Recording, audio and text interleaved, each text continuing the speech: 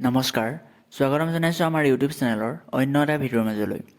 এই ভিডিঅ'টো এটা বিশেষ টপিকৰ ওপৰত হ'বলৈ গৈ আছে আৰু সেয়া হৈছে ইতিমধ্যে বহুতো ছাত্ৰ ছাত্ৰীৰ কনফিউজনত আছিলে যে যিহেতু এইবাৰ যি মেট্ৰিকৰ গণিতৰ প্ৰশ্নকাকত আছিলে সেই প্ৰশ্নকাকত সন্দৰ্ভতে বহুতো ছাত্ৰ ছাত্ৰীয়ে আমাক কমেণ্ট যোগে সুধি আছিলে যে এইবাৰ আউট অফ চিলেবাছৰ যি কুৱেশ্যন আহিছিলে যিহেতু সেইখিনি কুৱেশ্যনৰ বাবে এক্সট্ৰা মাৰ্কছ দিবনে নাই সেই সন্দৰ্ভতে আজি ভিডিঅ'টো প্ৰস্তুত কৰা হৈছে।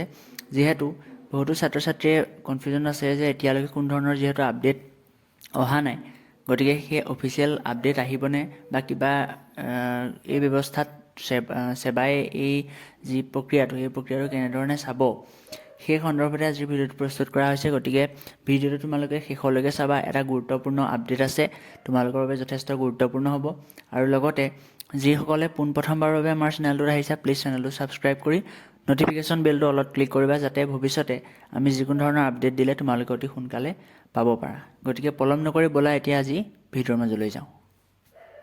পোনপ্ৰথমে আমি ছাত্ৰ ছাত্ৰীসকলক জনাব বিচাৰোঁ যে ছাত্ৰ ছাত্ৰীসকলে বহুতো এতিয়ালৈকে ভাবি আছে যে এইবাৰ যি মেট্ৰিকৰ গণিতৰ প্ৰশ্নকাকত আছিলে তাত যিহেতু কুৱেশ্যন আউট অফ চিলেবাছৰ আহিছে বা এতিয়ালৈকে সেৱাই কোনো ধৰণৰ অফিচিয়েল ন'টিচ দিয়া নাই বা শিক্ষামন্ত্ৰীয়ে বা মুখ্যমন্ত্ৰী ডাঙৰীয়ে কোনো ধৰণৰ আপডেট দিয়া নাছিলে।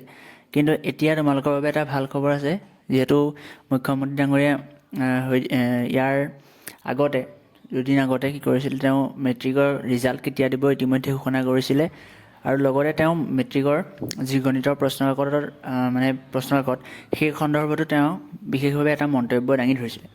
এতিয়া মেট্ৰিকৰ ৰিজাল্ট কেতিয়াকৈ দিব বা কি হ'ব সেই সন্দৰ্ভত আমি ভিডিঅ'টো যিহেতু ইতিমধ্যে প্ৰস্তুত কৰিছোঁ, গতিকে আমাৰ চেনেলত গৈ পেলাই তোমালোকে ভিডিঅ'টো চাব পাৰে, নহ'লে মই ডেছক্ৰিপশ্যনত তাৰ লিংকটো দি দিম, তোমালোকে গৈ পেলাই চাব পাৰিবা।